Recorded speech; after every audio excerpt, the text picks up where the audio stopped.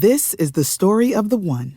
As head of maintenance at a concert hall, he knows the show must always go on. That's why he works behind the scenes, ensuring every light is working, the HVAC is humming, and his facility shines. With Grainger's supplies and solutions for every challenge he faces, plus 24/7 customer support, his venue never misses a beat. Call quickgrainger.com or just stop by.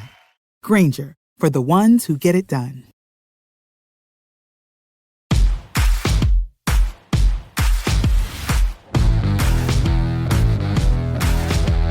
Welcome to the Dogs Podcast with your hosts, Blake Reneker, Justin Charles, and Josh All. What's up, Browns fans? Welcome to the Dogs Podcast. As you can see, not in studio today. Also, no Josh. He's on vacation, leaving us out to dry, doing this mobile event. We're extremely happy to be partnered with Lockerverse and QB Unplugged for today's special event. We are here at Deshaun Watson's second annual 7-on-7 showcase up here in Berea, Ohio. It's a beautiful day for some high school football. A lot of good high-level high school football teams here duking it out for the belt. It's a pretty sweet-looking belt. It is nice. Give me like flashbacks to when I was like 8 and I wanted to be The Rock, Stone Cold. We couldn't be more thrilled to be up here, be invited to such a cool event. Like I said, this is Deshaun's second year doing this. It's really cool to see a guy in his stature, you know, in the community, in the Browns world, to really come out here and put on an event like this for the kids, showing a lot of support for the community. So we're super pumped to be here again. Thank you to Lockerverse, Quincy Avery, QB Unplugged. We appreciate you guys having us out here. This is a dream come true for us. We got a lot of cool stuff to get into today. We're going to sit down with some really cool special guests as long as we're able to snag them. So make sure you guys stay tuned. Check out the whole episode. Before we get to our guests, though, remember, if you want to get your intros and your voicemails on the show, head to thedogspodcast.com, tap leave voicemail in the drop-down menu. If you're watching on YouTube and you haven't yet subscribed, please do so. We're trying to get to that 10,000 subscriber mark. Every little bit helps. If you have already subscribed, make sure you have that notification bell tapped so you don't miss any of the new content we're putting out. This is hopefully just the beginning of some of the cool stuff we're going to do with Lockerverse and QB Unplugged. So as long as Justin and I have made a good impression without Josh here today. So hopefully this is just the beginning and you don't want to miss any of that content that we're going to be putting out. If you prefer to just listen to the show, you can find us on Apple, Spotify, and Google. Lastly, if you're looking for more dogs content, head to jointhedogs.com, become an official Dog Pack member. You get access to the private Discord. You get to play fantasy football with us. Fantasy football signups are going to be cut off August 23rd. So if you want to play with us, we had 5 redraft leagues last year. We have 2 dynasty leagues going on right now. If there's enough interest in a 3rd dynasty league sprouted up, who are we to say no? So, but if you want to play fantasy with us, we have to make the cutoff at some point because we have to organize all 50, 60 people from literally all over the world. We got to set up draft times, see who can make it, get everybody's emails, get everybody in the league. It takes some time. So the cutoff for that is August 23rd. So you got just a little over a month to jump into the Dog Pack, get to know everybody, get signed up for a fantasy league, and get ready for the drafts. It's a lot of fun. Winners of the leagues get free dogs merch. We're constantly giving stuff away in there. That private Discord is where all the action is. You get to meet everybody. Guys like Kenny Mack, presidents of the Browns backers. We got royalty in there, essentially. It's legit. There's just all kinds of cool stuff going on there. Everybody's super chill, laid back. Everybody's a Browns fan, but then movies, music, all kinds of stuff. So if you just want to meet Browns fans, you want to hang out with me, Justin, and Josh on a more regular basis, kind of talk to us pretty much every day, get our input on stuff other than just Browns football, head to jointhedogs.com, become an official Dog Pack member, come hang out with us. It's a great time. We're joined on the show with 2 very special guests who need no introduction. Starting quarterback for the Cleveland Browns, Deshaun Watson, quarterback coach Quincy Avery. Guys, thank you so much for having us out here, joining us, inviting us to this awesome event. We're at the 2nd annual Deshaun Watson 7-on-7 here in Berea, Ohio. Thank you guys for being here today. I appreciate you having us. Appreciate it, gang. This is awesome. This is an awesome event to have you guys for. Just talk a little bit, Deshaun, about the tournament in general. What were some of the driving factors behind starting the tournament last year? And did you get any feedback in coming into the second year and what you wanted to do and accomplish with it? Yeah, I think so. We started it last year. It was the first one, and going back to high school. Well, I didn't know that high school in Ohio, they didn't allow teams to do 7-on-7. So that was a very, surprising coming from where I come from the South in Georgia. That's all we lived on. It's 7-on-7 all through the offseason. So that was one factor. And then the next thing was just giving these kids the opportunity. Well, how can I get back in the community, give these kids the opportunity to be able to showcase their skills? I've heard nothing but great things about high school football around here, so I kind of want to be able to come out here and see that and let the skills show, and that's how we came about it. That's awesome, man. Quincy, do you do anything hands-on here in terms of with the quarterbacking, kind of helping the kids out, or are you just kind of here to take in good football? Man, I'm just here to spectate. You know what I'm saying? Day off. See these young whippersnappers throw it. Nah, it ain't a day off. Young Deshaun Watson was up this morning at 5 o'clock getting his work in, you know what I'm saying? Because as the man says, the work comes first. So just a few weeks ago, we actually had the opportunity to attend the National High School Football Hall of Fame induction. It's down in Canton. It was their second year also. We interviewed a couple guys, like Nate Burleson, Ted Ginn, Eddie George. We asked them the importance of high school football, not just for a kid's sports future, but just their development as young men. In your opinion, how impactful is high school football for the future of these kids, not just on the field, but off the field? I mean, it's very impactful. I think it starts in high school. I had the opportunity, had a great high school coach that was very passionate about teaching me the game of football and how to become a quarterback, Michael Perry, out in Gainesville in Georgia, and he didn't take that lightly. So we came in early, watched tape, watched film, we worked on the skill set, and that helped me get ready and prepare for the next level. And I was able to get to the next level and play as a freshman and do the things I did. So I think over time it's definitely something that needs to continue to grow and get better. And like you said, it's the work. It's not about how many stars you got or how many followers you got. It's the work that actually you put in the off season to get ready for the game, for the real games. And I think in terms of there's a football component, which Deshaun is someone who experienced a football component in a way that not many of us ever will. But there's 80 guys on a high school football team. 5 of them might go on to play college football. So the rest of those guys get to learn some valuable life lessons, right? How to work hard when they may or may not get an opportunity, right? Because that's life. So you learn life lessons through football. You get hard coaching. You learn how to work with others. You learn how to put a team before yourself, right? All the things that make you become a man or who you should want to be. And then you get to get these life lessons from a bunch of high school football coaches. Like Deshaun talked a lot about the lessons that Coach Perry taught him on the football field, but I think the lessons that he taught him off the football field were just as important, right? Yeah, he taught him, we're going to watch film to get better at football, but he also taught him, hey, man, we're going to get up early and get to work early because this is something that we said we wanted to do, so our goals and our actions are going to be congruent. So that's what I think is so important about high school football, and that's what I think is so important about high school football coaches, and I don't know if they get enough respect, but those guys are real pillars in the community.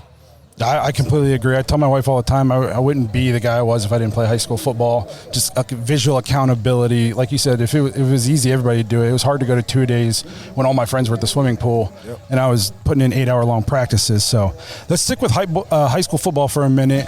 Just you in particular, do you have what is one of your best memories from high school football in your high school career? My best memory? Probably my state championship. I was my high school was, we played football, I think at that time it was 110 years and never won a state championship. Been there 6 times, lost all of them. And I was the first quarterback to be able to bring my town and my school, that first state championship. And that was probably one of the best moments for sure, especially being homegrown, growing up in the system. It was definitely one of the best moments. That's awesome. High school football, state championship, that's the pinnacle. That's the goal. So obviously we're a Cleveland Browns podcast, Cleveland Browns players. That's why we're all here. So I just wanted to talk about the upcoming season for just a minute. We're all very excited to see the changes that Ken Dorsey's going to bring to the offensive scheme. I don't know if you can divulge anything. I'm not looking for the inside scoop. Just what can fans expect to see out of the offense? Are you excited for the new offense and what they're going to be doing? Yeah, most definitely. I think I'm super excited. I think everyone is super excited. I think it's going to get a little feel of a little bit of, Kevin Stefanski and that NFL style. And then you're going to get a little Dorsey and that college style. And I think it's going to be a good mix of the skill set and the players that we have. And, it's going to be very, very exciting. And I know that those guys want to be very explosive and want to score a lot of points and don't hold anything back, until the game is officially over. Just going off script for a second, you mentioned Coach Stefanski. What did you see out of him in like the last season? It almost seemed like he came out of his shell. We saw more emotion on the sideline from Coach Stefanski than we'd seen in years past. Just what's he like in the locker room, and just what's the relationship like with Coach Stefanski? The relationship is amazing. You see it every day. You see it with the team. You see it with the players. I think over the last 2 years, it's been showing that. And it starts with the players. It starts with him. He comes in each and every day. He's himself. He allows us to be ourselves and have fun. But as long as we put in the work and doing what we need to do, then he give us that respect. And we do the same thing. And I think that he's getting very comfortable with the team that he's built, him and AB. And, we got something special going. Yeah, we completely agree. It was fun watching him come out of his shell a little bit last year and get pretty fired up on the sidelines. So just kind of keeping the mood light, we're talking about a little insight into the Browns locker room. Who's like the class clown? Rough practice, maybe rough game. Who's cracking the jokes, keeping it lighthearted? Reminding you guys like, this is our job, but it's also a game. We're here to have a good time, enjoy the process. We haven't got to the game, but Jameis is definitely he's just natural. That's just his personality. But Jameis is definitely going to be a guy. I think that's going to be that person this year. JOK is definitely lighthearted. It's a lot of guys. No one is in there very timid or kind of uptight. I think everyone is loose, especially on game day. We come in, we bumping music, we all talking, we all chit-chatting, getting ready, and people are handling their business. And when we step on the field, you see both sides of the ball. We, dancing and celebrating after somebody make a big play, and that's what it's all about. I don't know. For some reason, I just immediately think Newsom when I think of the swag on the defense and stuff. He's always getting hyped up. So this can go to both of you guys. Just kind of a little bit about you guys personally. Either of you guys gamers? Yeah, I play the game. You play the game? He's not very good. He's a real FIFA guy. He's a FIFA guy, but no other game. FIFA guy. So we got a big game, obviously. Just if you pre-ordered Wednesday, but Friday's the launch day. Are you guys psyched for the College Football 25? Yeah. Hey, are you on the game? Like, if we look, they have old Clemson teams. You not on there? I mean, I don't. Do they? I don't. So I think you can go back and create, but I'm pretty sure it's starting this year. Is it? How frustrated are you? They missed your window. They skipped you guys. Yeah, they skipped. See what? 10 years. Yeah. It was my first year. 2014 was the last one, and I went to school in 2014. So, man, I would have been. I'm going to be calling off sick a lot when that game drops on Friday. What was your overall going to be? You think you'd had like a 98? I would have been 99. Yeah, I was going to say, I think you worked out all right on the whole deal. Like, you're in the Madden now, man. Who's the highest quarterback right now? I know who it is. I'm not going to say it. In NCAA or? I'm not going to say it. So if that's a 93. So what are you saying? I can't be a 99? Oh, no, what are you saying? You say what you're trying to say. I know I'm going to be a 99. Are you guys, are you an online guy, or are you doing that dynasty mode, building up the school? I'm Road to Glory. Road to Glory? You live the Road to Glory, man. Yeah, I'm Road to Glory. I'm going to keep living it, too. It's definitely cool. I like to go to the small school. I'm trying to take UTEP to new heights, put in that time to work. So then I wanted to talk, you've been in Cleveland a couple years now. We're not necessarily seen as a destination city. Guys like Joakim Noah have been out there like nobody vacations in Cleveland, that kind of. So now that you've been here for a couple years, what would you say is like an underrated part about Cleveland or Northeast Ohio? When people ask you like, man, you're stuck in Cleveland, you're like, no, you got to check this out when you're in Cleveland. Like, is it the food? Is it the nightlife? Like, what about Cleveland that's just kind of special and underrated? It is not the nightlife.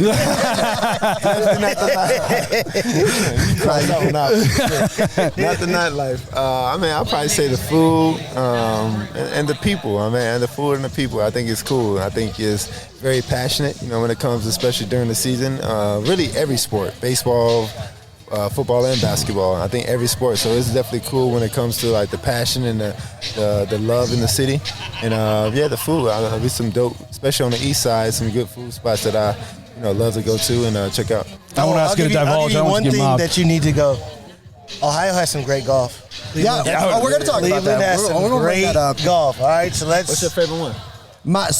I'm down about an hour from here. There's a course in it's in T County, Tuscarawas County. It's called Wilkshire, and it's a little older now, but like that's the course I grew up playing.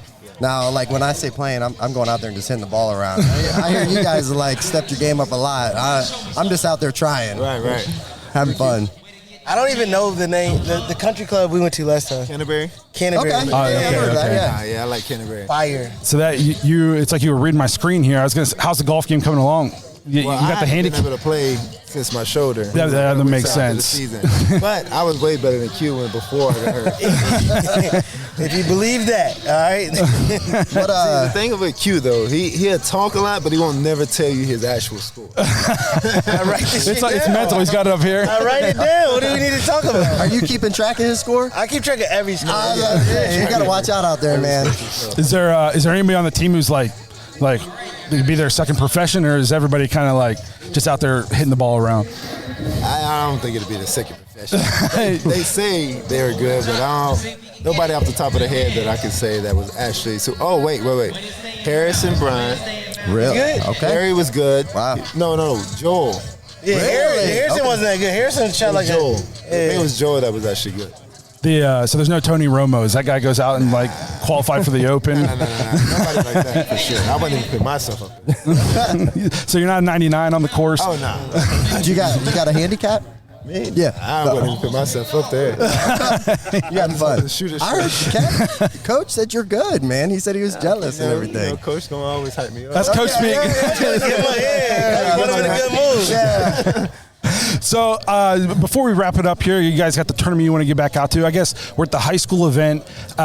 If you're giving a piece of advice to any of these young kids out here, this for either one of you guys, what are you telling the guys who are in school who maybe they have aspirations to play college football or even a step further? What's your advice to these kids out here today? I think just don't take this opportunity for granted. None of the opportunities that you get from each event, each tournament, 707, camps, all this is a great opportunity for you guys to be able to be seen. You never know which play and which opportunity is going to be able to take you to that next level. And I think that if you have that mentality and keep working and just keep working on your craft as a player, I think you'll have opportunities and, you never know what's going to come your way. And Q can kind of give you that perspective as like a, mentor coach vibe. Mm-hmm. My biggest thing to high school kids is just make sure your work ethic matches the goals that you say you have, right? Because so oftentimes you hear guys with like these grandiose visions. I want to be D1, I want to be this, I want to be that. Like, does your work ethic match those goals? And if it does, and you don't meet those goals, it's okay, right? You tried your hard and you gave it everything you could to get to something, and that's something that's going to take you a long way. You're going to win with an attitude like that. But if you say things and you don't put the work in to get those things, not only do you not deserve it, but you won't appreciate it when you get it. That's awesome. Well, hey, we want to get you out of here, let you guys go mingle with all the players, do your guys' thing. Thank you so much for taking time, sitting down with us. Good luck this season. We can't wait to see you guys out there on the field. Appreciate it. Thank you. Awesome. Thank you. This episode is brought to you by Omaha Steaks. Dog Pack, the summer's in full swing, and you guys know what that means. Omaha Steaks annual Hotter Than Fire sale. Go to omahasteaks.com right now, and for a limited time, you guys can get big savings on great packages from Omaha Steaks for just $99. Plus, you guys can get an extra $10 off that order with promo code DAWGS, DAWGS, at checkout. So these packages with that promo code are essentially $89. From exquisite steaks to legendary burgers, the premium pork, the air-chilled chicken, the meatballs, the chicken wings, the appetizers, the ready-to-eat meals, the wine, everything that Omaha Steaks has to offer. Head over there today, check it out. Shop the Hotter Than Fire sale to get these exclusive savings on the mouthwatering packages that start at just $99 plus. Use that code DAWGS, DAWGS, when you check out for an extra $10 off your order. But hurry, because this sale is only available for a limited time. Summer always flies by, and this deal is going to fly by, so you're not going to want to miss it. Go shop today, omahasteaks.com. Use promo code DAWGS at checkout for an extra $10 off your order. This is the story of the one. As a maintenance engineer, he hears things differently. To the untrained ear, everything on his shop floor might sound fine, but he can hear gears grinding or a belt slipping. So he steps in to fix the problem at hand before it gets out of hand. And he knows Grainger's got the right product he needs to get the job done, which is music to his ears. Call, click Grainger.com, or just stop by. Grainger, for the ones who get it done. We're excited to welcome to the show now Chopz, you guys know him from formerly Twitter Spaces, now X Spaces. Man, we appreciate you being here with us, sitting down, talking some Browns football. Of course. What's up, fellas? How we doing? We're almost there. It's football is in the air. Yeah. It's like right around the corner. It's cool to finally meet you, by the way. I obviously see you guys on social media, so to sit down with you, this is really cool.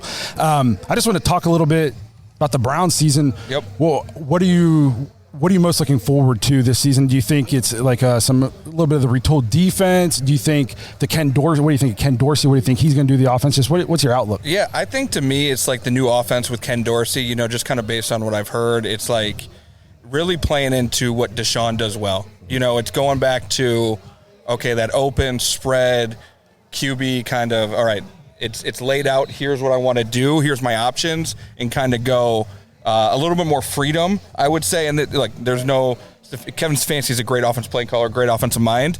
The blending of his system with Ken Dorsey's system, because if you look at the knock on Ken Dorsey when he was in Buffalo, he couldn't run the ball, right? And that was a big problem.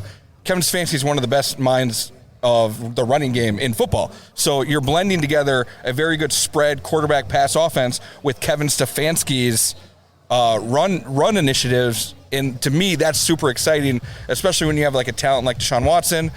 Nick Chubb will be back eventually. You have Jerry Jeudy added to the mix, who is a guy that's a yak receiver. The Browns have never had, at least in this iteration of them, a receiver where you get them the ball and he runs after the catch and is elusive. That is Jerry Jeudy, So to me, that's the most exciting thing, how this offense comes together under Dorsey, and they kind of, make that work. But, I just love football.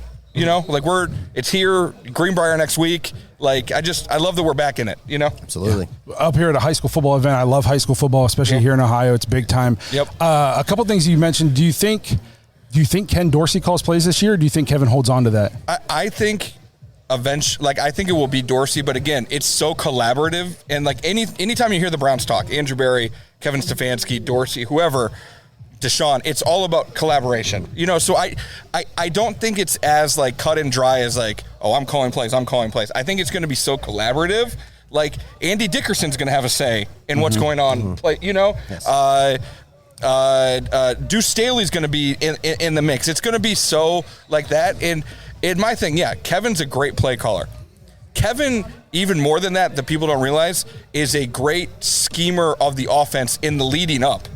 In the week leading up, that's where Kevin really shines, and coming up with all right, how can we expose these defenses? So as long as Kevin's involved in that, I'm good, and there's no indication that he would never be taken out of that. So even if it is Dorsey calling plays, I don't think it's as big of a deal as kind of it. I know fans and media we love to talk about that, but I really think it's a little overblown about who actually is telling Deshaun what the play is. I think it's fans just kind of.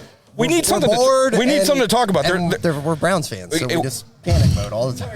That's true. That panic mode all the time. I don't know how many people I had say after the Brandon Ayuk news broke yesterday, we got to trade for Brandon Ayuk. I was God, no, we don't need to trade for Brandon Ayuk. Everybody just calm down. Yes. But it's you're right. We need something to talk about all the time. There's not going to be really many training camp battles because this team is so deep. Yeah. You look at it, maybe the 4th, 5th defensive tackle spot. I think the roster stuff gets interesting when you get up to the cut points and stuff like that. Exactly. But it's not this isn't the 2017 Browns where we have a QB competition between Cody Kessler and so it's it's we have to find things to talk about, and obviously the play caller one is going to be number one on that list. Mm-hmm. So you mentioned Nick Chubb being back sometime this year. Did you see the workout video? I did. I mean, my thought and everything I've heard about Nick Chubb is they're going to give him time to get back.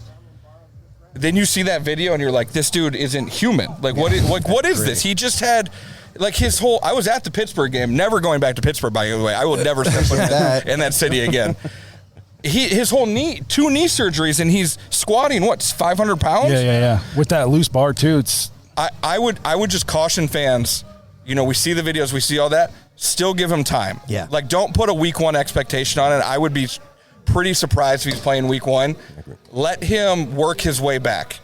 And I think that's good for the Browns. Not having to rush Nick Chubb back is having him fresh for later in the season is going to be more important to me than getting him early in the season. Agreed. Yep. So while we're kind of waiting for him to get back and then working him in, the running back room. What are your thoughts? We had Aiden Robbins on, and we really like that guy. He's a big guy, but obviously Jerome Ford coming off a season in which he was maybe efficiency wasn't crazy high through the roof, but statistically he was productive. And then we go get a guy like Devontae Foreman. How do you see the running back room shaking out behind Nick Chubb? I think, to me, I understand why it's a question mark. And again, it goes back to the Dorsey thing. Dorsey teams in the past, the running game's been a little bit of a question mark. So I understand that. To me, if you go back and watch Jerome Ford last season, when Watson was playing and they ran out of the shotgun a lot with Jerome Ford, he was very successful. It was when Jerome Ford, it comes from that's how he likes to run. That's how he does it. So going to that shotgun system more with Jerome Ford, I think can be very successful. I love Foreman, played with Deshaun in Houston before. He's a back where if you go watch him last year in Chicago, I think, can give you more than Kareem Hunt gave you last season. And Kareem Hunt gave you a lot last season. You know, I think Naheem Hines, everything I've heard, he's going to be full go training camp day one, which is big. He's going to be a receiving back out of the backfield. I think he's going to be productive in a lot of motion, a lot of jet sweep type stuff. Robbins, I think I've heard good things about, probably maybe like a practice squad, but he's going to get opportunities. John Kelly's still in the Browns, longest tenured Brown, I think. I'm hopeful about the running back room. I think that they can do more than enough until Chubb and let him ease back in. Yeah, I completely agree. I think we added a lot of depth back there. You mentioned Naheem Hines. I kind of think of him in a kick returner role also. Oh yeah. What do you think of the new return role? How do you think it's? A way I looked at it when it was first announced was it not only does it affect strategy in game, it almost affects roster building, because you might have had a guy who was a fringe player, but if you think he's going to be an absolute threat in the kick return game, now you might be forced to make a decision where this guy never had a chance to make it. But if you think he's going to be a threat back there, now maybe he's working his way into the conversation. And even more than that, I think it affects the roster in a number of ways. James Prochet, if it wasn't for this new kick return system, maybe he wouldn't make the roster, but he's probably going to be your 6th wide receiver, because by the rule of the new kick return, you have to have 2 guys back to return. So James Prochet is probably that other guy. But then you look at it on both sides. They drafted Nathaniel Watson, I think, specifically for the new kick return. He's a big linebacker. He is like built for this new kick return system. I think you could see how it impacts how many linebackers they keep on the team. Maybe they keep less corners, because the whole point of the last kick return was you had the gunners, speed to get down there. That's not really the game anymore. It's like more like blocking and tackling. So you might need some bigger guys. But yeah, I think Naheem Hines is going to be an absolute weapon back there. I'm curious to see if the coaches, if it gets too chaotic and coaches just say, you know what, kick it out of the end zone, start at the 30. Because I think week 1, we're going to see minimum like 3 touchdowns on the new kick return. Yeah. Because it's good. No one's going to know what to do. You're going to have some trick plays going on. And I think coaches will be like, you know what? Screw it. Kick it out, 30-yard line. I think you said, like, how you were talking about the blocking and all that stuff. Like, literally, you set a good block up and a guy makes a move and he could be gone now. Yeah. You know what I mean? Literally to the house. Exactly. It's like, it's a completely different play. Yeah. And I think in the preseason, that's where we're going to see it. Like Bubba's already said it. I'm using that preseason. I'm going to show way more than I would, because, one, no one's done it before. You have to do it in these preseason games. You have to actually run it. So it's going to be fascinating to see. But I do wonder if we get to that point where coach is like, no, it's too much of a variable. I don't want it. We're not losing a game because of special teams, basically. Do you think there's I've heard whisperings, and I don't know if it's true or not. I love whisperings. That the Chiefs had considered Justin Reed. Other people kicking off because they don't want to get their kicker hurt. Do you think that the Browns do something like that? I don't even know if it's they don't want to get their kicker hurt. They want another weapon to run down there and tackle. Bubba was asked about that at minicamp, and he was very clear. The kickoff is going to be kind of an art with this, because it's almost like a chip shot in golf. You're 70 yards out. You want to be able to hit like a dart, like very precise. He believes Dustin Hopkins has the ability to precisely kick the ball, because it's going to be, hey, if you can it's almost like the coffin quarter punt coming back. So I think the Browns won't go that way. I don't even believe the Chiefs are going to do that. I think Andy Reid, just putting it out, little gamemanship, trying to throw it off. But I think the Browns are going to go Dustin Hopkins, let him do it. More of a precise, precision type plan there. So I wanted to switch to the other side of the ball a little bit real quick. obviously the Browns defense last year, amazing. Yep. Okay. But there was clearly a huge contrast between the way they played at home versus the way they play on the road. Yeah. How do you think there's any reason why, in terms of other than just it's different play on the road, and how do you think they correct it heading into this year? You ask people, and like everybody kind of gives you the same answer: is the company line is basically we just have to be better on the road. You know, it wasn't any rhyme or reason that it was different. I think what it is one, Browns fans are the best fans in the world. So playing in front of them, that energy that the crowd is giving you, it matters. Like anybody who tells you that doesn't matter is lying. It matters. Two, I think it's just I think they, like, you look at the games where they really gave up stuff on the road. Like going into the Indy game, they were coming off the San Francisco game, right? Correct me if I'm wrong. They were at the top of their world. They were like, we're unbeatable. I think they took Indy a little light. They were like, it's Gardner Minshew. We're fine. I don't think they were prepared. Indy also runs a lot of misdirection, which to Jim Schwartz's defenses is the one that we saw in the Houston playoff game. Yeah. Yep. Bobby Sloak ran that perfectly. So I think it's more of like, it's less of a road thing, and I think more of it's like specific type. Just they ran some bad matchups in the Houston playoff game. They picked a bad day to have a bad day. That's right. You know, I think that it was more about the situation that was at hand, and it was. I don't think they're incapable of playing on the road. To say it, you know, a long way to say that.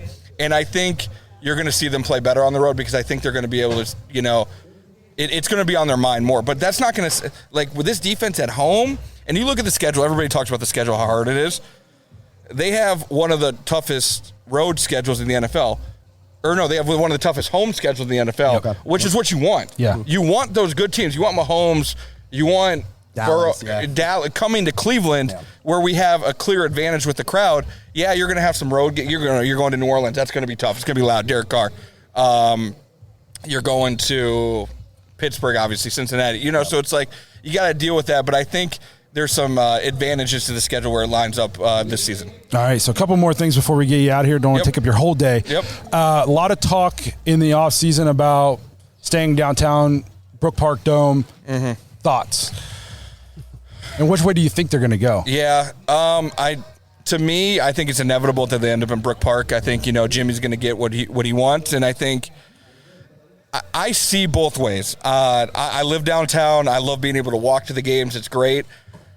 The Browns need a stadium upgrade. Yeah. You know, it's just it is much like I love the Muni lot. I mean, we're going to do a live pod down in the Muni lot. We won. Like I love it, but like you go to other cities and you see how these stadiums are set up, and it's just like the Browns could have that in Brook Park, and it's not. There's so many bad faith arguments about it. They're like, oh, you're moving the Browns out of Cleveland. No, you're moving the Browns 10 minutes away by the airport, okay? People are acting like bringing in the Art Modell law. And you know what it is? It's just people want to get their name in the paper and headlines and that kind of stuff. To me, I think it's going to end up there. I think the city of Cleveland is trying to make it seem like they did all they could to keep them. And eventually, and no one wants to be the bad guy in this situation. You know, but I think if you poll Browns fans, I don't know. I mean, you guys talk to Browns fans all the time too.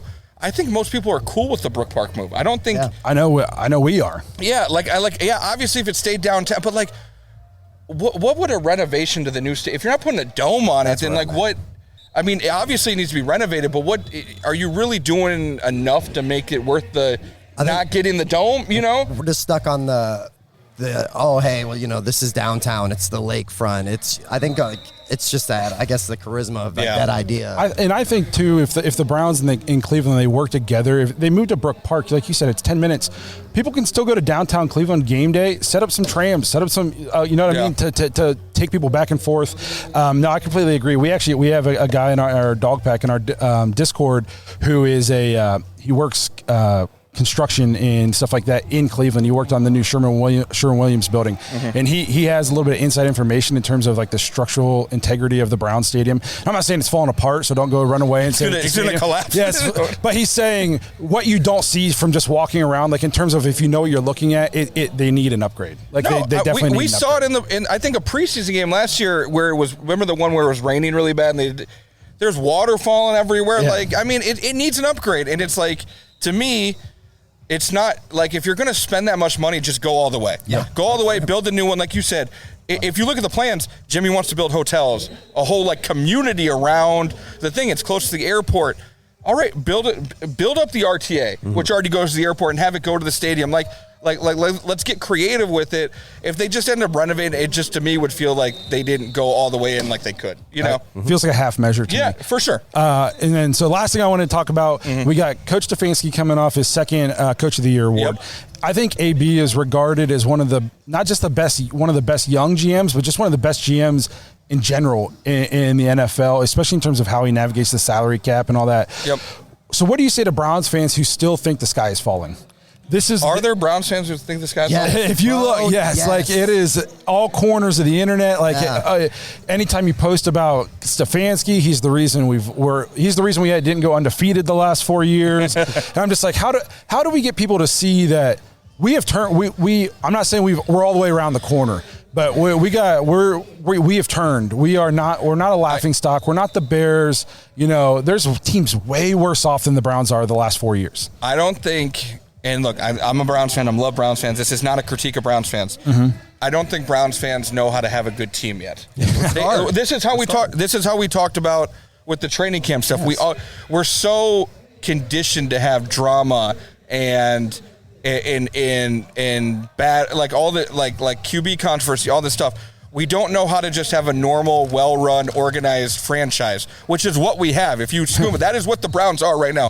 They are a normal, well-run NFL franchise who made the playoffs last year despite a wrath of injuries, and now are getting everybody back this year. And had, again, did they have a sexy offseason? I think no, because Andrew Berea, all he had to do, he brought back the whole defense that was one of the best defenses in the NFL. He went and saw a need at wide receiver, that again, a position player that they didn't have, went out and got it, and filled some other holes. I would just, look, everybody's going to fan how they want to fan. I would just say, if you take a step back and you look around the NFL, the Browns are one of the more well-run organizations in football, right? And just even to say that, look where we were 8 years ago. Yeah. They won one game in 2 seasons, and now here we are. So it's just like, it's going to be a special season.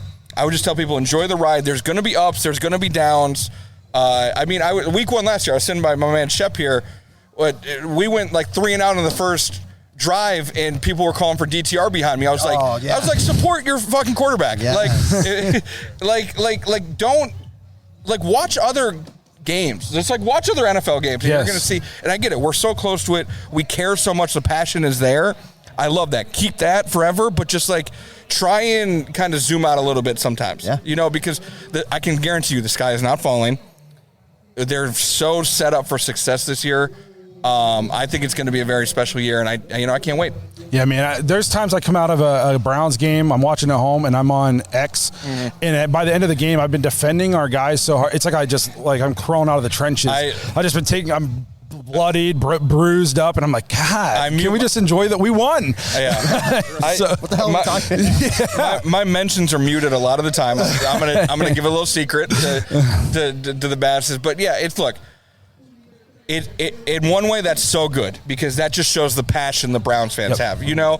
And again, we're just not, they got to see it, you know? And we have seen it, but like, all right, now is the time to take that next step. It's win some playoff games, and let's kind of really make our mark on the season. So I can't wait. I think it's going to be a special year starting next week, you know, heading out to West Virginia for the Greenbrier training camp. You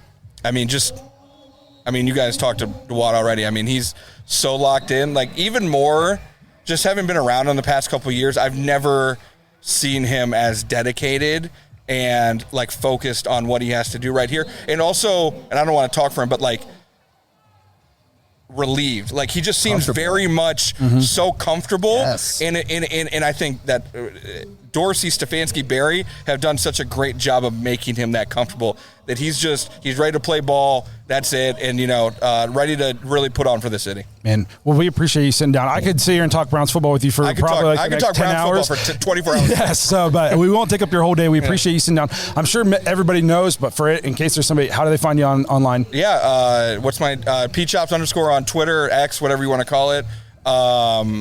yeah, check out the Lockerverse app. We'll be doing live streams from training camp. I'm going to be like live stream training camp updates every day from the Lockerverse app out at Greenbrier, so that's going to be a great time. I appreciate you guys. I just want to give you guys your flowers. Yeah, thank you. I see your guys' podcast on Twitter all the time. I think you guys have great conversations, very real conversations about the Browns that a lot of people, some people don't want to admit that this team is good and fun and Deshaun's a good quarterback, so I appreciate you guys for saying it. No, we appreciate you sitting down. We appreciate everything you do for the Browns. It was nice to finally meet you, and can't wait to get the season going. Yep, let's do it, boys. Once again, we want to thank Lockerverse, QB Unplugged, Quincy Avery, especially Deshaun and Chopz sitting down with us, taking time out of their day during their busy schedule, putting on this event again. It's a great event. This was the second annual Deshaun Watson 7-on-7. Hopefully there'll be a third. I'm no doubt that there will be, and it'll only continue to grow. We really appreciate them having us. Getting to sit down with Deshaun is, unreal. Pinch yourself moment. Yes, right? like I couldn't believe I couldn't believe it. I was sitting here talking to him. He took the time to sign some of our stuff. Just super down to earth, super awesome, super appreciative of everything. So we loved having him sit down with us. Quincy, Chopz was great. This was just a dream come true for us. So thank you to everybody who helped make it happen by watching the show, supporting the show, and thank you to those guys for having us on. We're forever grateful. If you're wondering where our backdrop went, they had to take it for like the actual Cleveland media for when they did the interview. So that's how legit we are. We trendsetters. We set it up. We set it up. We had it first, and then they took it, and so we got to use the same backgrounds as those guys. We appreciate them having us out here. Again, remember, if you guys want to get into some fantasy football with us, head to jointhedogs.com. You got till August 23rd to sign up.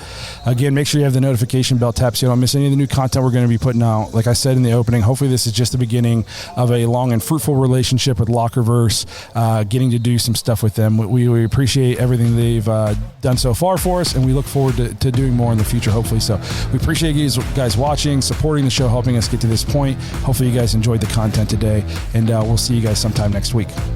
Peace. Thanks for listening to another episode of the Dogs Podcast. Make sure you subscribe on YouTube and follow us on Twitter at the Dogs Podcast. Get your thoughts on the show at thedogspodcast.com.